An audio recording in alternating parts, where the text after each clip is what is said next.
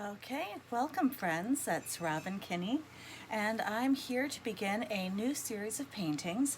This is what I call pandemic paintings. Um, with all the unrest in life being very much not what I would consider normal, although it is forming a new normal, um, I don't feel the birds anymore, not right now. So instead of pushing through on something that I'm just not feeling, which never comes out with good art, I instead am attacking four different images that just, they are little vignettes from what life has been like in my house during this pandemic. And these are the images that are asking to get painted. And so good paintings come when they come. Um, I can't really decide which painting to do first, so I'm going to do another thing that I normally don't do, and I am going to paint them simultaneously, or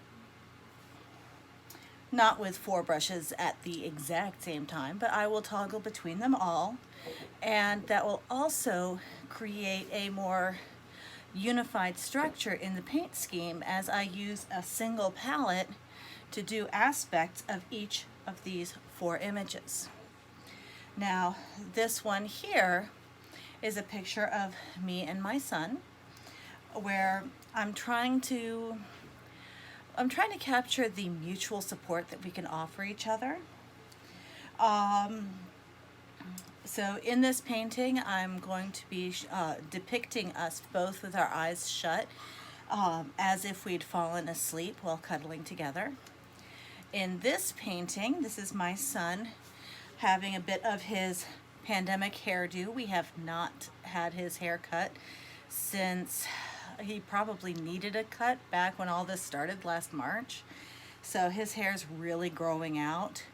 I have trimmed his bangs between this one and this one, but I have not had the I've not had the courage to cut the back of his hair, not yet.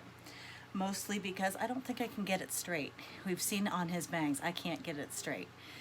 So we may brave a hair salon, or maybe we'll brave my wielding of scissors. We'll see. I don't think he'll let it grow much longer before he asks us to do something about it. So this is him doing one of his distance learning classrooms. Over here, this is my son again doing distance learning, but this time he's doing it from inside a fort. This was the last day of school, Happy Memory and Fort Day. And then here is my daughter doing her distance learning. So I'm going to be giving them a dark background.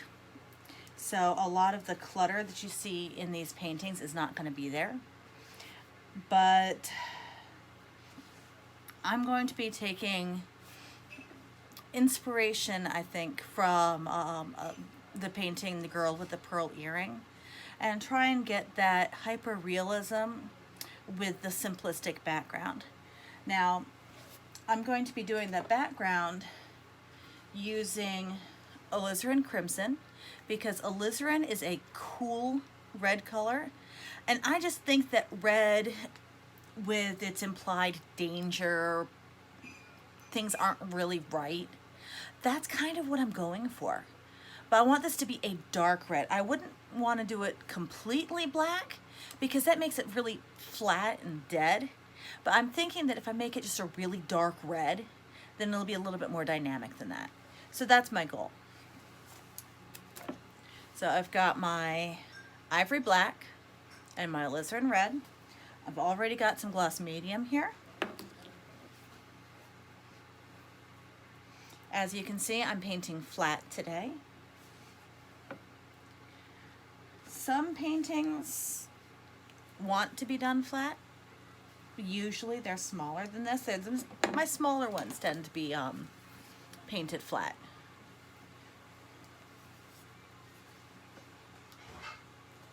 I'm not going to be using a whole lot of black, but it's going to be mostly the red. But that's just because a little bit of black goes a long way. So let's see. I'm going to start with this one because I'm only going to be blacking out a very small area.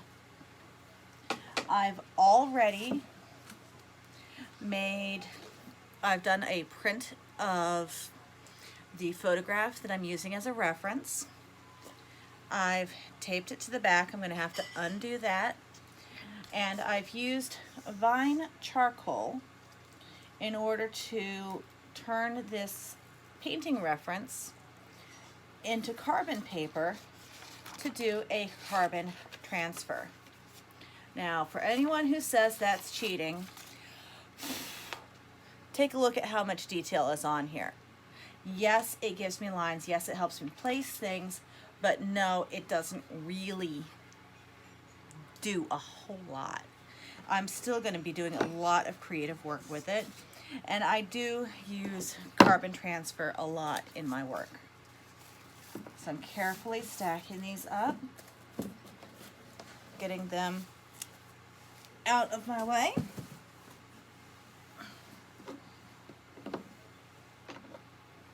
Now, you almost always want to use a bigger brush than you're really comfortable using. And I'm going to move my palette because I have visions of somebody coming along and knocking into it and making it fall to the ground. Oil paint's very difficult to clean up. So this will also let you better see what I'm doing with the paints. So here I'm drawing out some of the alizarin. I don't know if you can tell, but this is a translucent color. And so I'm going to pick up a little bit of this black, going to draw that out and mix it together. I think I want a little bit more in there.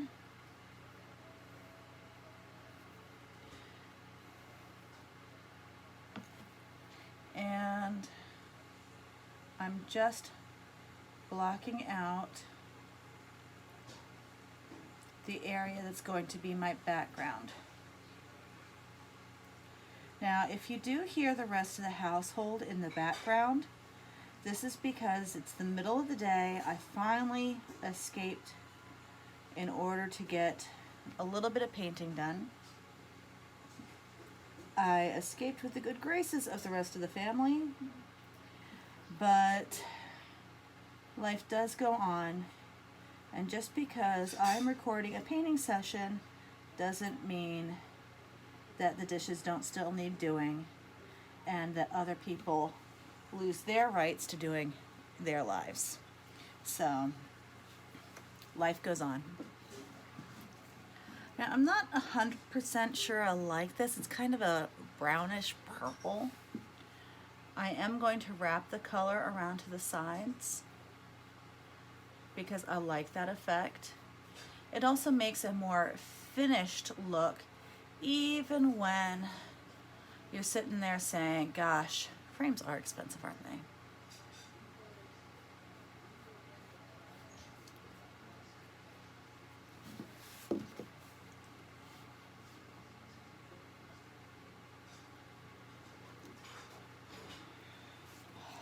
So what can I do to make this less of a brownie purple?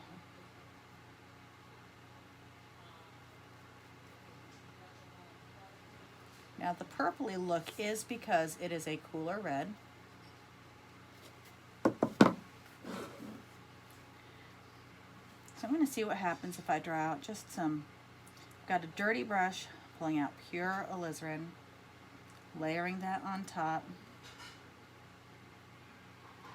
And yeah, I think that actually is a lot more of what I'm going for as a color.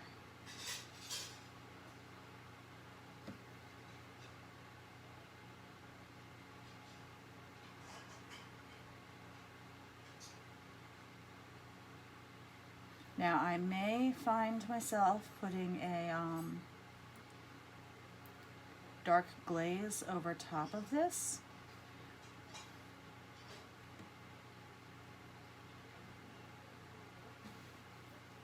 Right now it's looking a little bit kind of streaky, which is why I'm going over it again and again. I'm trying to,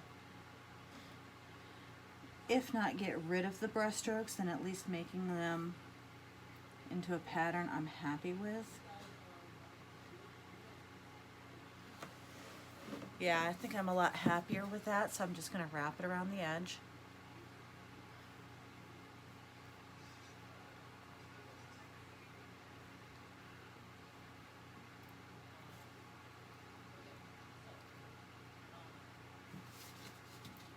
And around here on the top.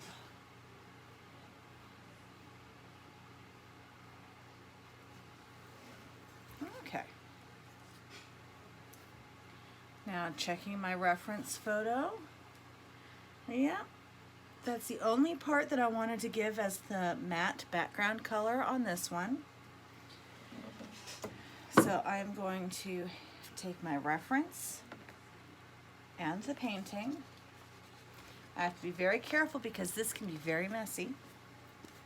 And this image is actually fairly delicate. Normally I would go over it, block the whole thing in, but I'm just not doing it that way this time. I'm trying a different style. We'll see if it works. So,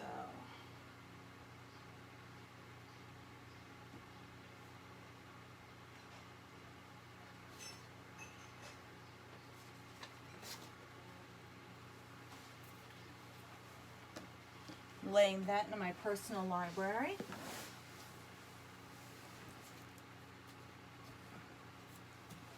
These are oils, so I will consider it wet until the next time I have a chance to paint. So now we're doing another elementary level class meeting.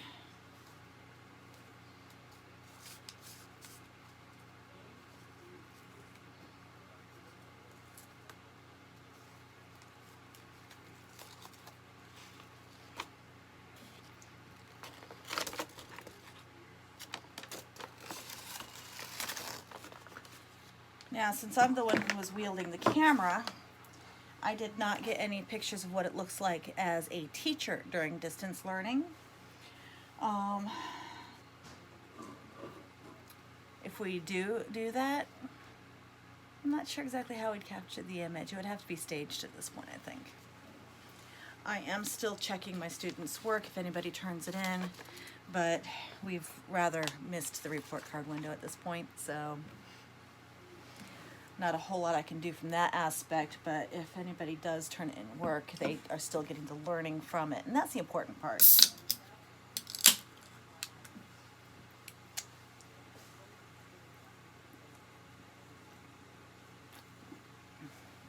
There we go. So now this one's going to have a lot more of that background. You don't really want to trap the carbon. So I'm going to clean this up somewhat.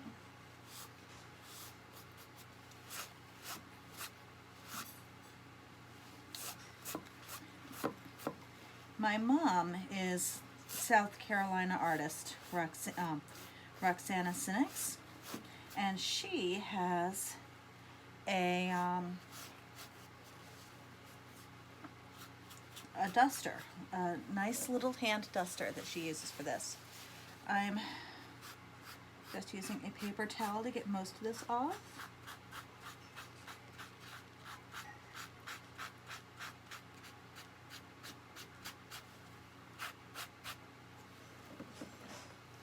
And okay, I do want to get some under the table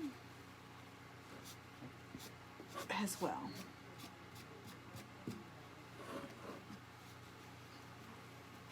So all we're doing today is going through all 4 paintings and getting this background in.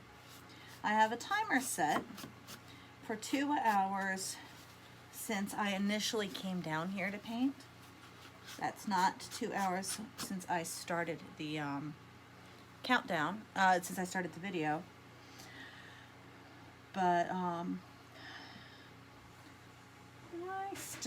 only used about 15 minutes of my time, so maybe I'll be able to do more than just this background. Oh, I've caught a little bit of debris over here. Okay, that is apparently a piece of debris that's going to stay there. It doesn't want to come up.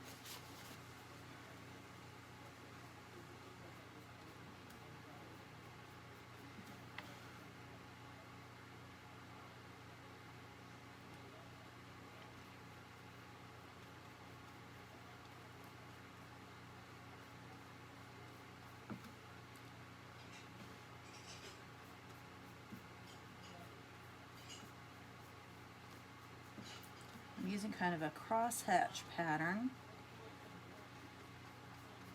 because with this being a translucent paint, it will be very difficult for me to disguise my brush strokes. So I want to make them into a feature, not a flaw. As I layer up more and more paint, then those brush strokes may go away. I know that I have read enough about painting that I know that there are techniques for doing that. I am more of a, I was taught by my mom. So a little bit of self-taught, a little bit of mom-taught. Took classes in school. Nobody's ever really talked about how to hide your brush strokes. But brush strokes are part of what makes it painterly, which is actually also a feature. So I'm not feeling too bad about that. Now looking at my reference, his hair is popping out some over here, so I'll cut in my background color a bit.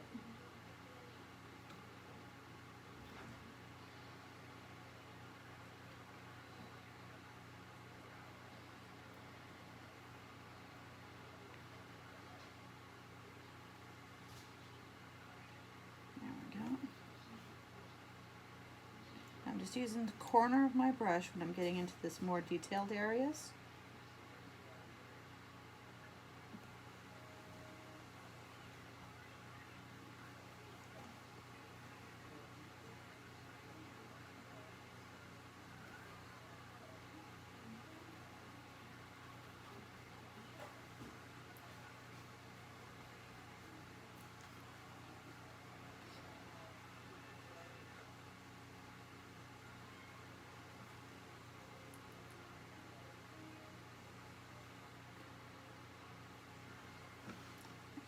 Got the computer monitor coming up over this way.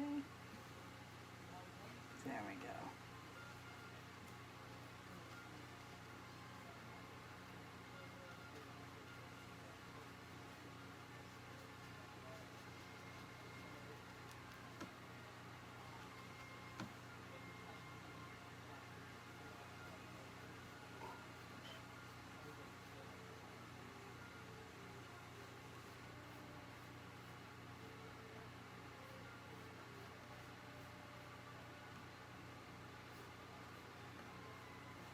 Now I've got a lot of little black dots in here, and what I strongly suspect that they are, that's just rolled up bits of my charcoal from the fact that I didn't get enough of it off.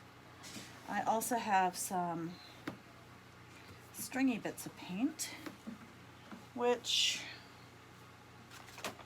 there it is. My alizarin isn't all that old, so I'm a little bit surprised on that. Then again, I'm older than I usually think about, so maybe I have had this particular tube of alizarin for a while. Just because it's not my great-grandmother's doesn't mean it's not old. So I'm also going to have some background down here.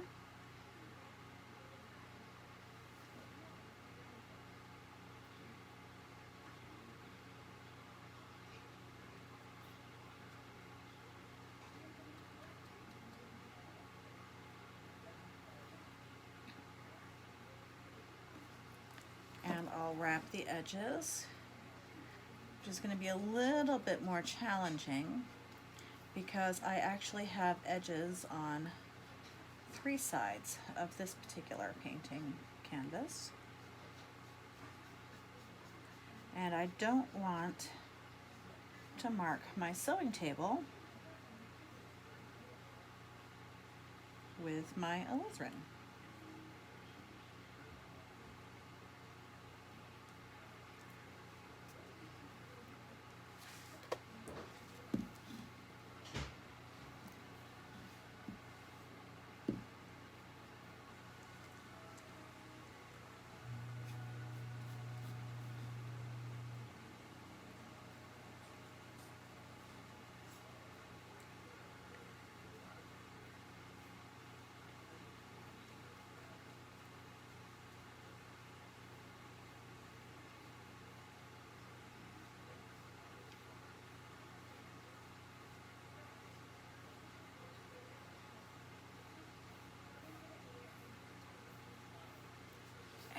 Rotate again. Oops! Fumble. And got the chair continuing its way up and around.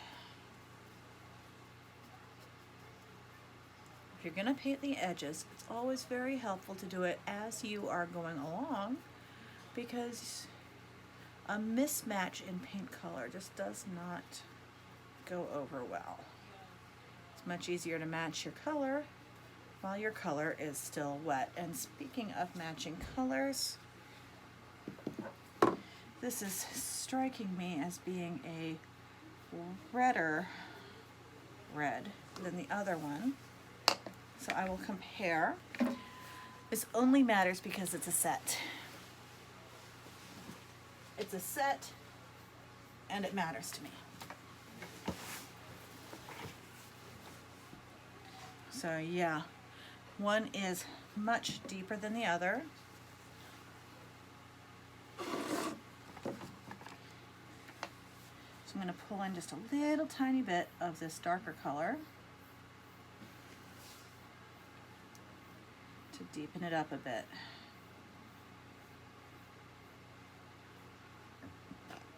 Just mix them all together.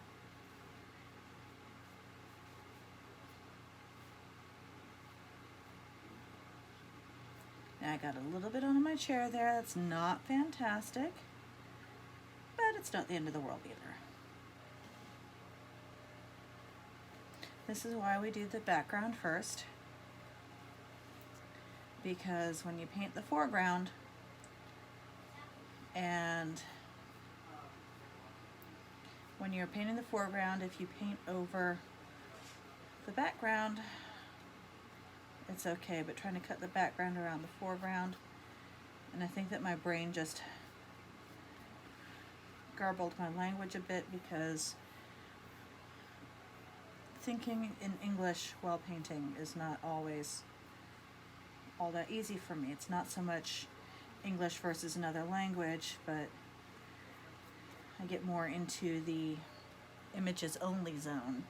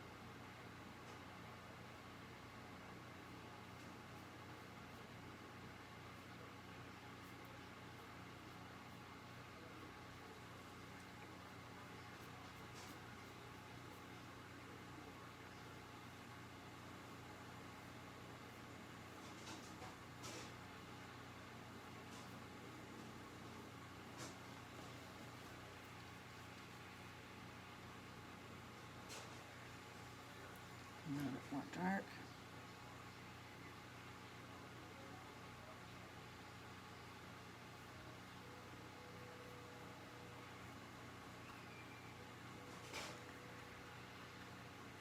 Okay, now here's where I'm going to think ahead to what's going to be in here, because if I let it get a bit darker around areas that I know are going to be light, and keeping it a bit lighter around areas that I know that are going to be dark, that is going to help out with my contrast. So I'm going to get a little bit more of this dark, put it next to the armchair.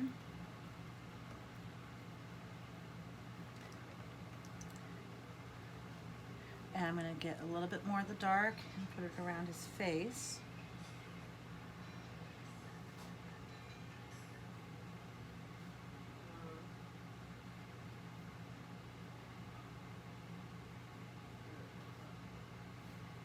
Okay, now I'm going to blend this in.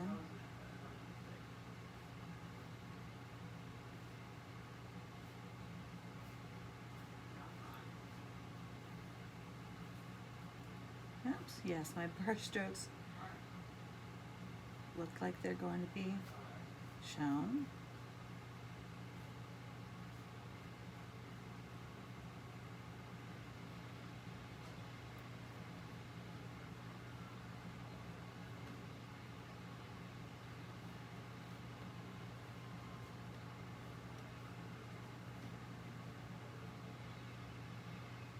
Pick up a little bit of this glob in my paint.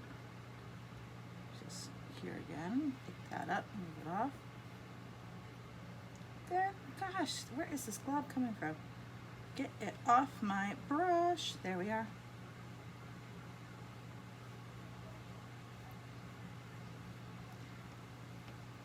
There we go. We've got a slightly variegated background. Some more layers as the painting goes on will help with that. Get the bottom over here.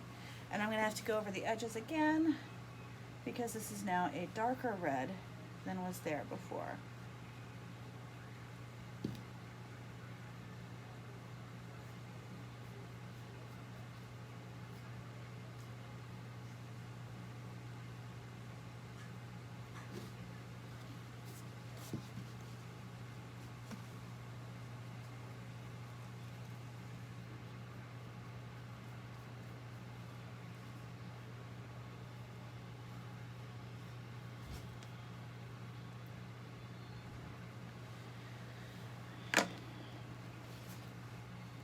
Okay,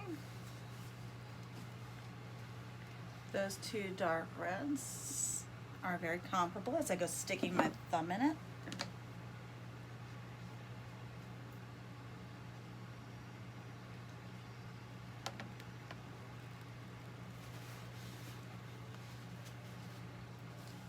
Okay, so we'll move these out of the way.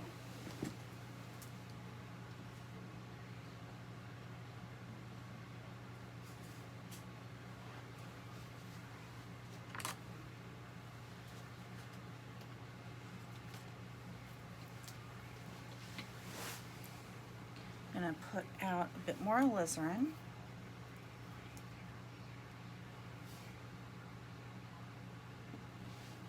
More than a bit more now that it's a primary color and not a mixed color. And it is mixed some with that little touch of black.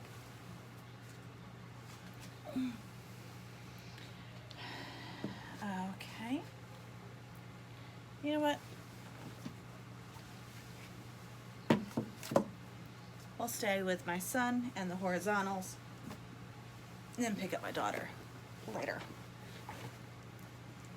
This one's going to have a lot more, and we've got the dark hair, light chair, light skin, light skin.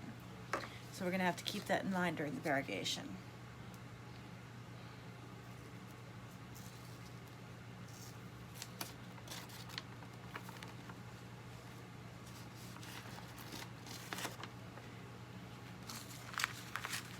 Now, since I knew I was going to do this, I didn't trace in much of the background on this one. I did trace his eye in the open position. That's not how it's going to be. I may have to get more reference photos of James's closed eye. But I can do that anytime he falls asleep at night, so, you know. It's one of the benefits of living with your art reference. So more of a pure alizarin near my hair.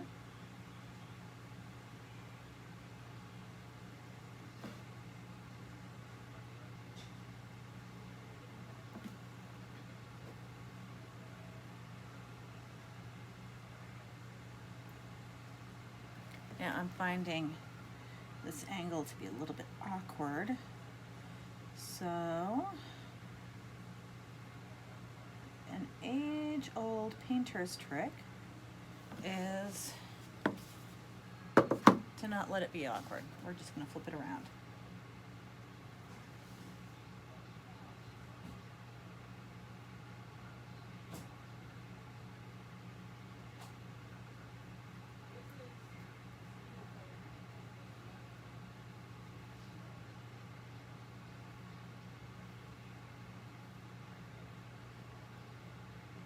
I'm painting the edge while I'm at it.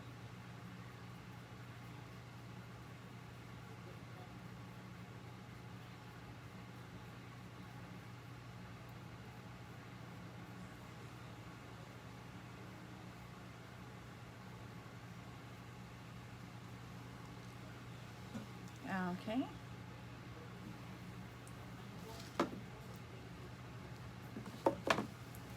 The undarkened alizarin is going to come off of his hair as well.